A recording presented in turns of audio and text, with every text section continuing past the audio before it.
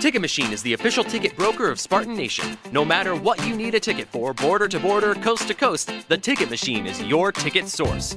So whether you need to get into the hottest concerts, the best sporting events, you want the best seats in the house, or you just want to get in the door, when you want to go to any event that requires a ticket, anywhere, border to border, coast to coast, it's always theticketmachine.com. Theticketmachine.com, 517-655-3201. Check it out today at theticketmachine.com. Mark, after the Minnesota game, you guys did a lot of good things on the ground, and the opposition's been different as you go, but is that part of having a young offensive line that sometimes the traction might not continue? Would you agree with that, that every week is a new week? Every week's a new week. Every week we face, different opponents, how they try to do things structurally and how physical they may be, blitzes, etc. We try to dial up the runs that we feel will work. Should we stay on our block? Should the running back hit the hole correctly? Should the tight end kick out or stay on his block? Should the wide receivers get their blocks? I mean, it's all a collective unit, and up front, we need to be better. That includes tight ends, wide receivers. It's everybody. The run game's everybody, just like the pass game's everybody. And you hear about it when the sacks are given up or when a pressure happens, but you get no credit when it's going good in the pass game. So it's everybody, and we know that. So Dave's been doing a good job calling plays, and T. Sam's got those young receivers and his older ones, doing as best they can, and we'll just keep working at it. Were there a couple times when he called, I think it was power, to the tight end side, whether it were Sokol or Chase over there, where 97 or defensive end kind of penetrated that interior this last gap? game? Yes. There's things that we need to work on with that. Yeah, there's things where our feet weren't correct at the tight end position, or our weight was not balanced correctly, and all that stuff matters. So then the pull guard that's going, he gets caught up, and his track gets messed up because of a tight end block on the front side. Correct. It's all got to go together. It can't be 1 out of 6 screws it up, because in the run game, 1 out of 6 screws it up, whether it be the back, tight end, whatever it is, a wide receiver on a crack. Then it's a faulty play. You can't to go to David Beadle at left guard as a starter this past week. I know you're rotating all 3 of those guys, but what kind of went into that? It's a 3-man rotation, and Dave was ready to go. He had played quite a bit the time before, and just trying to get them all. And they did not get equal reps, and that was just how the rotation worked. The agreement was, going in, that we had certain things in agreement that they all should have things that worked out. They all would have gotten equal reps. And we didn't mess with the rotation, and it ended up that the young Buck and David got more reps. Is that kind of similar to what you guys are doing in tackle? Yeah, right, it's very similar to tackle, but we're not giving as many reps away there to the third. We'd like to, but like I've said to you guys many times, it's how the week progresses, and I've become much better understanding that Thursdays aren't going to be like Thursdays were 2 years ago. Fridays in walkthrough aren't going to be like Fridays were even last year, because every day they're learning, they're adjusting, they're figuring it out, and then by Saturday we got to be on. So what does it mean for them? More film room time? More just understanding, just seeing things, just learning the curve. Because you think about it, I was having a long talk with our starting tight end the other day. He was, we bumped into each other in one evening. He was watching film, and he said, "Well, I'm a fourth-year player." I said, "You're a first-year player." Because technically, yeah, he's in his 4th year here, but he was seldom used before. And before that, he was on the scout team a little bit. He was redshirted, and then he was a quarterback, And so he can say he's a 4th-year player, but truthfully, the lessons all come when you're able to go out there in the battle. And you can train and train and train, but until you get out there during a game, the things aren't quite as real.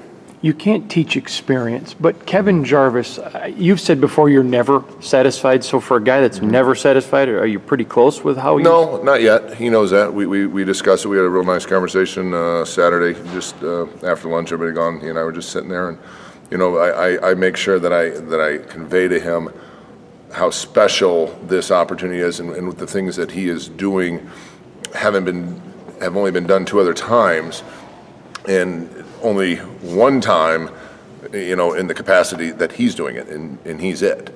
Brian had 1 start his freshman year, and Theo played a little bit last year. Those are the only other 2 times. So he's getting there. He knows that. He wants to so badly, but like I said, the library, the things they have to know and understand is enormous. And the more you do it, the better you become. And he used to be able to just grab a guy and twist him and put him down, or take one hand and throw a guy down, and that doesn't work. And so sometimes he reverts back. He's getting so much better. I'm excited about it. He talks about enjoying your coaching. Is it fun to have especially a young player that doesn't think he's all that? Well, they all think in the back of their mind they're a little all that, you know. So that's a wicked question, you know. But they have to be in order to play, and then to do it as a freshman. He is a joy to coach. He enjoys it. He likes the camaraderie of the room. He and I have a nice, you know, back and forth. And with youth, you know, and with, you know, especially on game days, they don't want to screw up. When things go wrong, as they sometimes will, the young people, they don't want it. They don't want it to go back. So if I lose my mind and go off on them, well, then now they screwed up. They didn't want to screw up. I just lost my mind on how am I going to teach them. You know, it's all educating, all trying to push them forward. So November, we're prepared to win a championship, and we still are in. I know none of you believe it, but we are still in contention.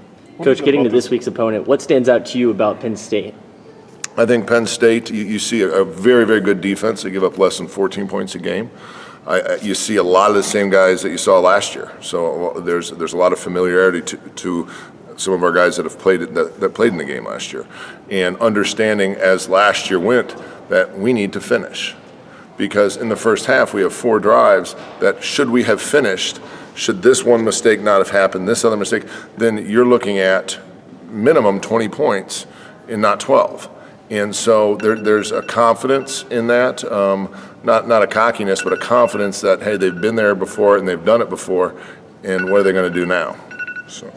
Mark, you mentioned that Week for nobody believes, you know, whoever believes you can or can't win. But this program's made a practice of, in big games when maybe people outside of here are saying you can't win, have come through routinely. And Also won those sort inside of games. here, so you don't have to say but just I mean, outside of here. What is it about this program that is able to do that regularly? I think the biggest thing that it's just a belief. Like, no one knows what goes on in beyond these walls except for us, you know, inside the walls, you know, beyond going that way. And there's a confidence, and there's a camaraderie, and it is a family. And, you know, and we've done a great job this year from top to bottom, you know, when an edge starts to fray, making sure it gets tightened back up. And, you know, the lessons through loss sometimes serve better than those through a win. And I like how we responded the last time we lost this year. And I know the guys are preparing themselves to respond the same way. One last one for me. Speaking of responding, you know, these guys know how big of a game this is, but what's been your message to the team when you're talking to the guys this week? I think the biggest message that I've been, whether it was up in front of the offense the other day or to my guys, is that understand together we go. And it's got to be everybody. And, you know, talking to the running backs, you know, and just saying, hey, this is a challenge, not only you to yourself, but also who's running the ball for them.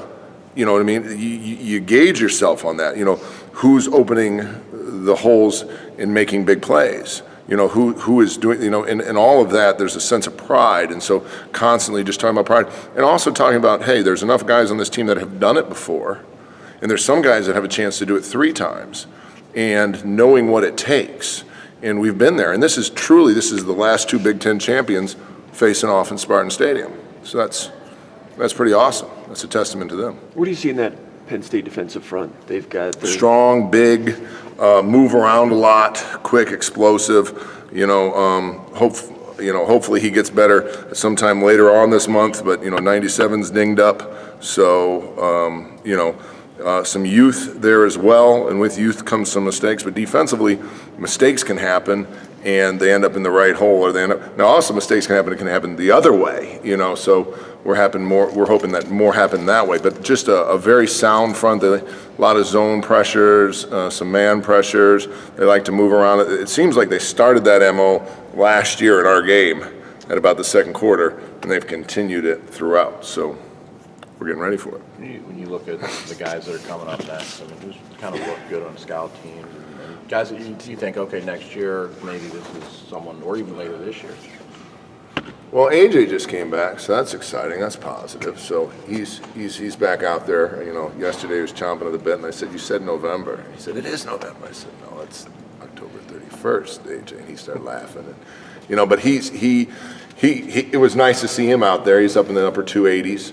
That's good to see. Youth-wise, you know, Mustafa has been doing a really good job. You know, he's been up on the one field. Matt Allen, you haven't seen him in games as much, but he's doing a really good job running that second offense at the center position, also moving out to guard some. You know, across the board, you know, we've got some guys that are battling, and we talk about it in our room all the time that, you know, there's some other guys, the Padlas of the world, the Finleys of the world, the Shrams of the world, guys like that have put all the work in, and you'd love to be able to give them, you know, a taste, but that's up to us as ones. You know, we've got to make sure that the game's in hand in order to, and you know, whether or not that happens in the near future, I can't tell you. I'd love to predict that. But, you know, they all work hard. That was one of the big things that their defense said was our scout team did such a great job in blocking the run game last week that they were able to stop Northwestern's rush attack, unlike they were able to the year before. When AJ Arcuri, I think last spring he was close to being in the mix or something like that. You can correct me if I'm wrong. How long until maybe he gets back to that level? You know, I don't know yet. You know, I mean, he hasn't any live reps. He hasn't any, you know, so it's just nice to see him out. He's got a big smile on his face. He's excited. It's, you know, I mean, what trauma and drama that he had to go through, you know, and that part in itself, you know, was scary at times, but, you know, he's bounced back and he's got the clearance from his doctors. Were you the big bad wolf yesterday? Yes, I was. It was fun. It was had grandma's outfit on and the biggest damn nightie you've ever seen, and ran around with my little bonnet and had a good day. When you So have, you were when you have young kids, you know what I mean, they like to, you know, enjoy that. You were the big do bad you. wolf in disguise as grandma. As grandma, yeah, waiting for Little Red Riding Hood. Did the Hopefully cell Little phone Blue go off? Riding. Did No, Grandma Logan, was that no, you? it was not. Grandma Logan was not mine. Did you scare anyone around town pumping gas? In that? No, I didn't do any of that. I kept it low key. So wore it till about practice time.